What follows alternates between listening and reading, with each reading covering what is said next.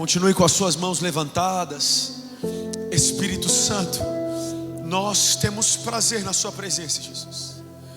Senhor, nós te reconhecemos neste lugar, e a minha oração é: intensifica a sua presença, Jesus. Senhor, intensifica a sua presença. Intensifica a sua presença. Nós te desejamos, Jesus. Nós te desejamos, Senhor. Em nome de Jesus. Nesse mesmo espírito, pode se assentar no seu lugar. Estou muito feliz de estar aqui com você. Quero honrar a vida do meu amigo Cleitinho, pastor Cleitinho. Eu venho nessa casa aqui há alguns anos e sempre recebido com muito amor por toda essa equipe, aos líderes, Alex, a Gilago, a Brenda, a minha equipe do Equibalo que está aqui, o Mauro que acabou de voltar da Índia fazendo missão, a Selma, minha amiga Natália. Nós estávamos há alguns meses atrás em Recife. Nós começamos o Equibalo Movement em Florianópolis. Nós tínhamos algumas pessoas comigo, eram 9 adolescentes. 2 deles eram o Igor e o Augusto. Levanta aí vocês dois. Eles estavam no dia em que o Equibalo nasceu. Pode sentar, obrigado. Eu lembro que eu reuni todos eles. Eram 3 meninas, alguns meninos. E eu disse: o Senhor vai nos entregar algo especial aqui. A gente convidou a presença do Espírito Santo sobre nós. E a minha oração era a mesma que eu fiz aqui: Pai, intensifica a sua presença. Eu repeti isso algumas vezes: Pai, intensifica a sua presença. Nós finalizamos as orações e eu perguntei para os dois, assim como para os meninos: ei, o que vocês sentem no espírito de vocês? Ali nós entendemos que o Senhor estava nos chamando para as ruas de Florianópolis. Nós fizemos o primeiro evento no dia 12/11 de 2024. O movimento aconteceu, foi lindo. A gente tinha umas 300 pessoas na rua. Para a gente aquilo ali era o que Deus tinha para fazer. Eu lembro que quando o movimento acabou, eu reuni todos eles, nós demos as mãos e nós dizemos: Pai, obrigado Espírito Santo, porque o Senhor fez isso acontecer. Deus estendeu as nossas tendas, nós passamos pelo Rio de Janeiro, fomos para Vitória, chegamos em São Paulo. Em São Paulo nós tivemos 3 edições. Na primeira a gente tinha 700 pessoas, depois 1.200, de repente nós tínhamos mais de 10.000 pessoas na Avenida Paulista. Então, chegamos em Recife. Eu lembro que nós tivemos a maior divulgação da história, sem gastar um centavo. Olhei para minha frente, em Recife tinham mais de 12.000 pessoas, e eu olhei para aquilo e falei: como assim? Eu lembro que eu gastei a minha vida e os meus meses para aquilo que ia acontecer. Uma boa divulgação, uma bomba apelo de marketing para que as pessoas participassem do movimento. Eu lembro que quando eu olhei para minha frente, aquela quantidade de pessoas encheu meu coração. E o Senhor falou: Luiz, tudo isso é lindo, mas eu não conheço você.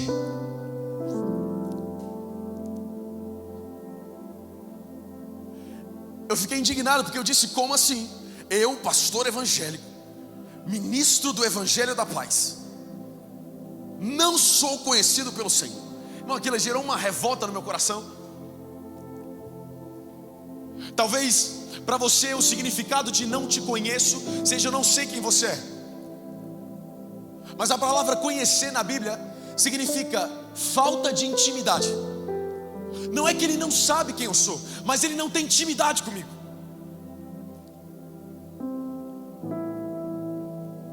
Eu lembro como o Senhor estivesse falando: Luiz, o mesmo Espírito que gerou o Equibalo com 9 adolescentes tem saudade de você.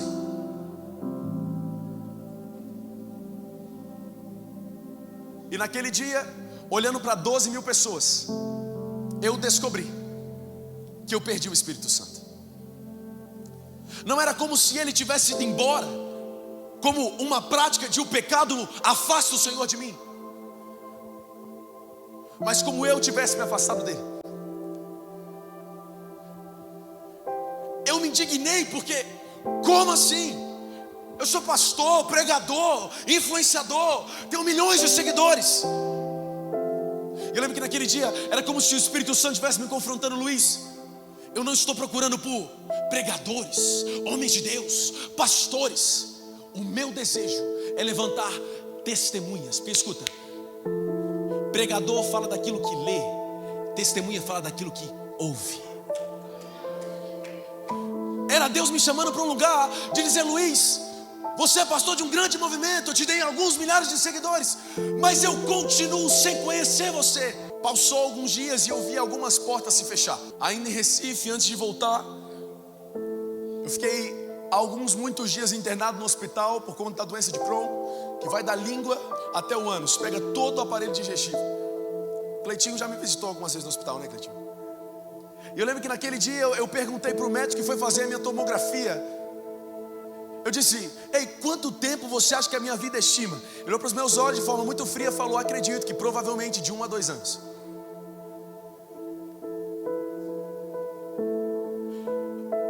O meu pensamento espontâneo foi: eu preciso gastar de 1 a 2 anos para deixar um legado na minha geração, pregar o máximo que eu puder, fazer equibala em toda a terra.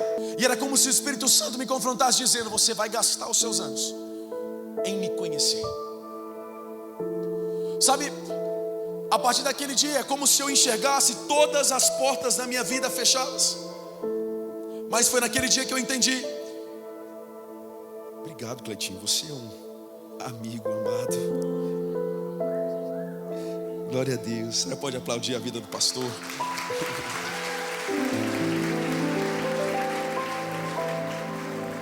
Aleluia. Era como se todas as portas da minha vida estivessem se fechando.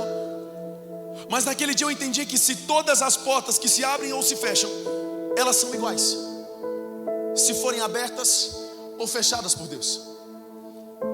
Se você puder, abra a sua Bíblia em Atos, capítulo 6, versículo 6.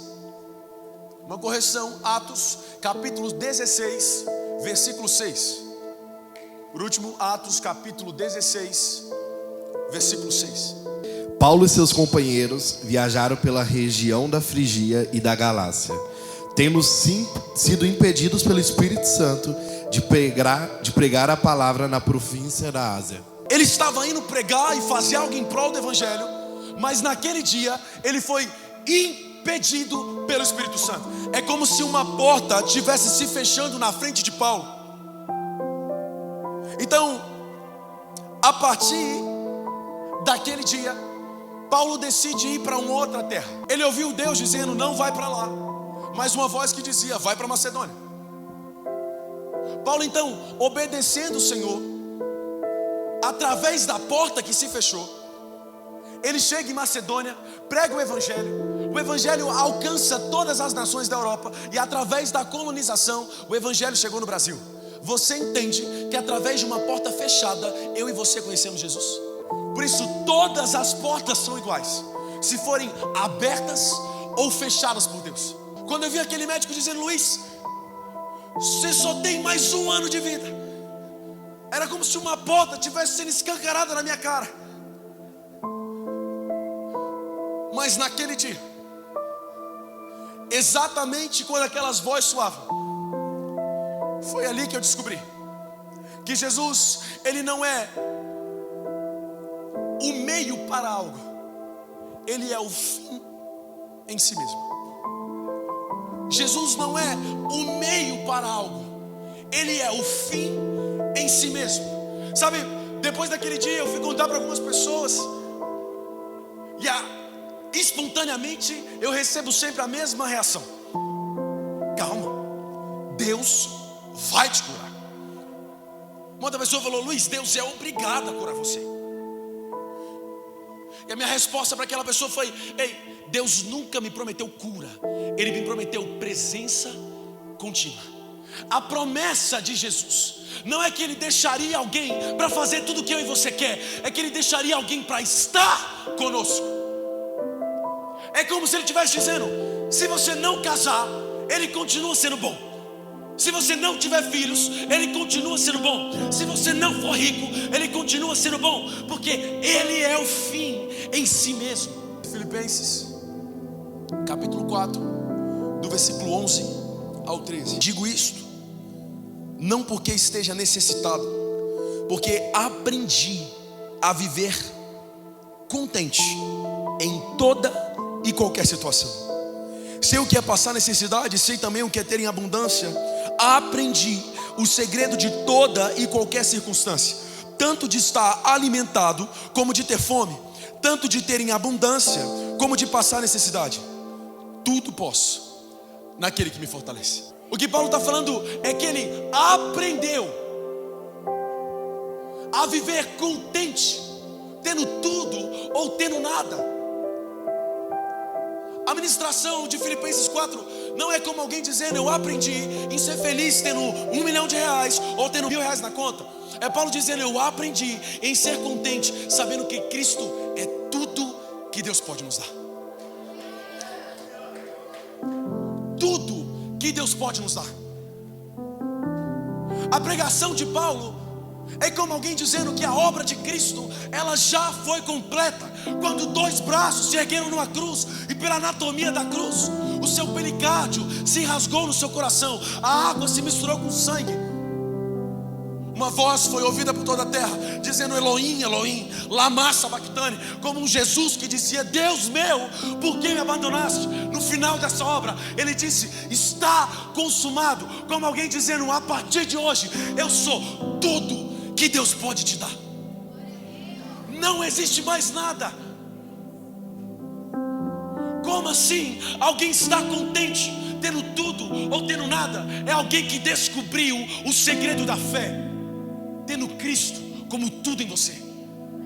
A gente baseia a bondade de Deus nas circunstâncias boas ou nas circunstâncias más da nossa vida. Escute uma coisa, como disse John Piper: se o amor de Deus fosse definido pelos dias bons, então Deus odiava Paulo. Se o amor de Deus é definido pelas boas circunstâncias, então Deus odiava Paulo. Paulo está dizendo que aprendeu. É como alguém que caminhava com Jesus todos os dias e aprendeu o segredo da fé. Vou dizer de novo: ele aprendeu porque caminhou. Escuta uma coisa: ser discípulo de Cristo não é ter milhares de seguidores na internet. Ser discípulo de Cristo não é encontro quinzenal com seu líder. Ser discípulo de Cristo é caminhar com Ele. Escuta, Pedro não foi transformado quando ouviu siga-me. Pedro foi transformado quando ele começou a caminhar com Jesus. Paulo está dizendo: eu aprendi porque caminhei. E desde então, todos os dias da minha vida, quando eu acordo, o meu primeiro pensamento é: Espírito Santo, aonde você está? Eu tive uma reunião com a Rebeca Carvalho, cadê o Breno? O Breno estava, né, Breno? E a gente começou a fazer uma reunião se questionando, né, Breno, do que a gente podia fazer em 1 ano de vida. Essa reunião foi bem extensa, e quando a gente sentou, a gente disse: vamos fazer um livro. E a gente entrou em contato para fazer um livro. Vamos fazer um documentário, né, o Breno? E eu comecei a me questionar sobre o que eu tinha para fazer em 1 ano. No meio disso tudo, o Senhor falou: Luiz, para tudo, eu não quero que você faça nada, e vem me encontrar de novo. As palavras mais tristes que o homem pode ouvir são aquelas que dizem: eu não te conheço. Eu tenho um cara de 40 anos de idade, mas eu tenho 20 anos. E talvez eu gastei toda a minha adolescência acreditando que estava fazendo alguma coisa para o reino, enquanto na verdade Deus só queria me ter com Ele. Sabe, nós ouvimos algumas expressões de quem o Espírito Santo é. Nós talvez somos referidos a Ele como o fogo. Ele não é o fogo, Ele se parece com o fogo. Talvez algumas versões, como em Atos 2, Ele invadiu a casa como um vento impetuoso. Como um vento impetuoso. Ele não é um vento. O Espírito Santo é uma pessoa. Olha para a pessoa que está do seu lado, para de mexer no celular e diga: o Espírito Santo. Não, o Espírito Santo. Aponta o dedo do profeta e fala: o Espírito Santo é uma pessoa. Escuta, o Espírito Santo é uma pessoa porque ele é relacional, e nós só nos relacionamos com pessoas. O Espírito Santo, ele não é um time no seu dia aonde você tira 15 minutos para falar com ele, porque você gosta de uma vibe crente. O Espírito Santo não é um meio para alcançar milhões de seguidores. O Espírito Santo, ele não é psicólogo. O Espírito Santo é uma pessoa. Eu até aqui gastei a minha vida fazendo muitas coisas, mas como diz em Apocalipse, algumas obras serão comparadas ao ouro, outras ao feno, algumas como bronze. E eu me questiono se tudo que fiz, um equibalo lotado, milhares de pessoas na minha frente, muitos seguidores, ganhar dinheiro, tudo isso, talvez, foi só palha, porque Ele não me conheceu. Naquele dia que eu vi, eu não te conheço, foi como Deus dizendo, eu tenho saudade de te encontrar todos os dias dentro do galinheiro, igual era.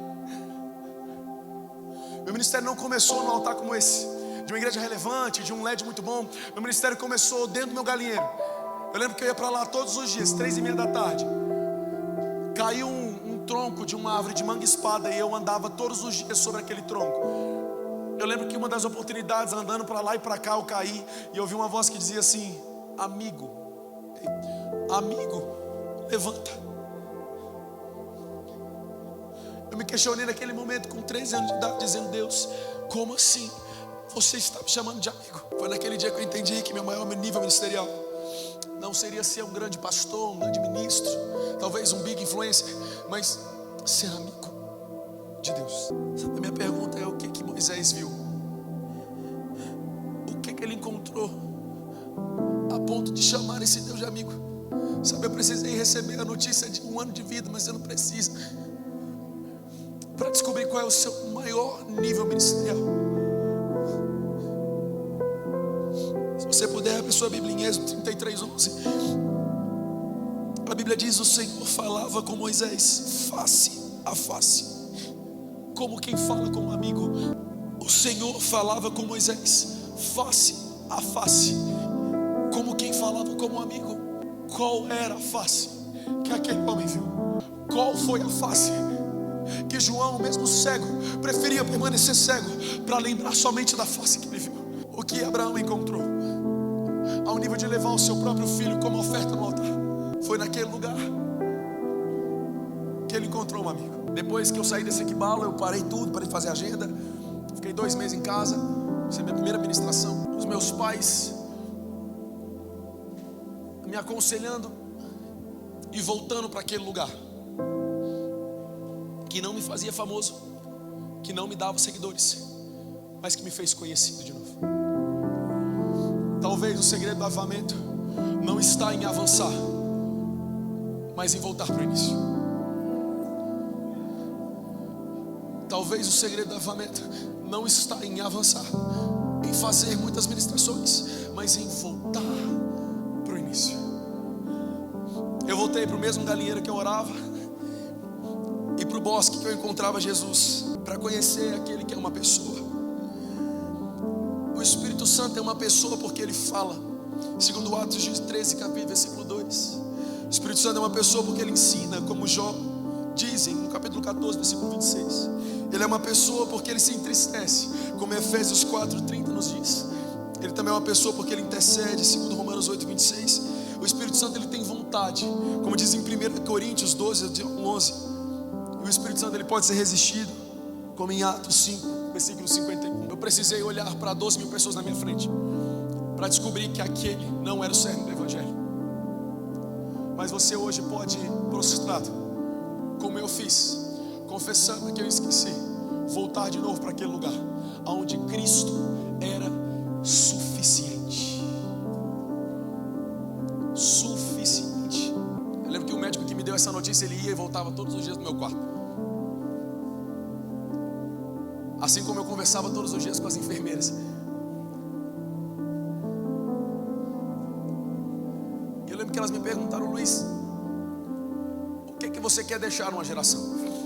Eu sabia que eu era pastor, tinha contado uma história para ela. Eu falei: o meu maior desejo é saber que eu deixarei um legado no meio do meu povo. Escuta, o legado é a comprovação de que o evangelho que você carregou em vida foi carregado com zelo ou desprezo. Zelo ou desprezo. Talvez naquele dia, com movimentos cheios, pregando em megas igrejas, ganhando muito dinheiro, talvez, tão somente, talvez, meu legado seria lembrado como alguém que tratou o Espírito Santo com desprezo. Enquanto eu preparava essa ministração,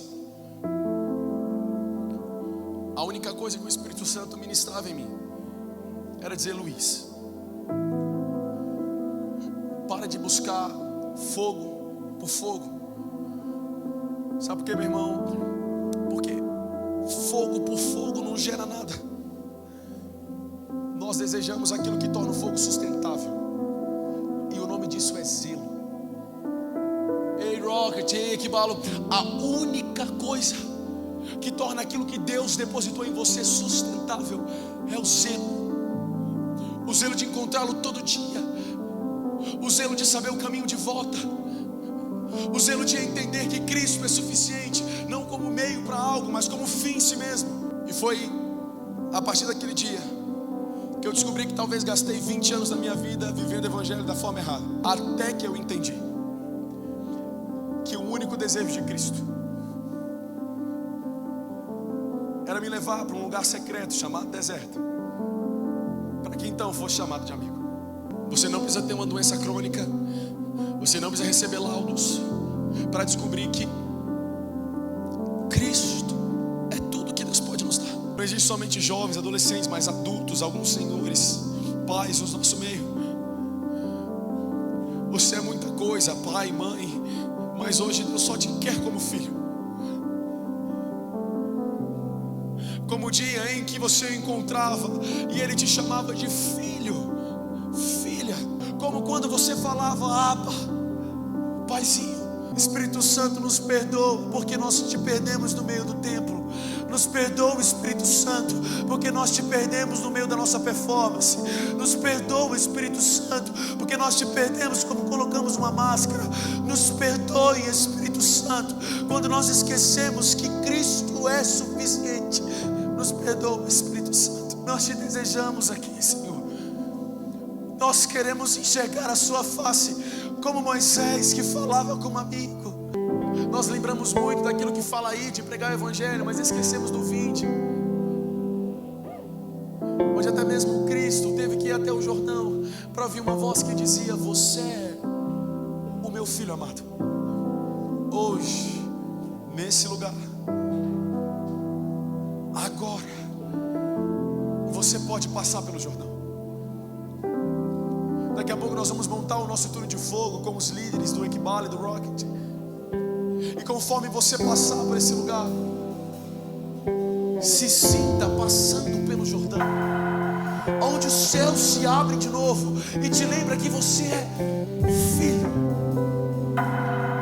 Eu gastei muito tempo, irmão, querendo ser pastor, e eu lembro que o maior desejo da minha vida era ser ordenado a pastor. Até que isso aconteceu, eu entendi que os meus cargos e as minhas posições são momentâneas, mas a única coisa que ninguém pode roubar de mim e você é a nossa filiação.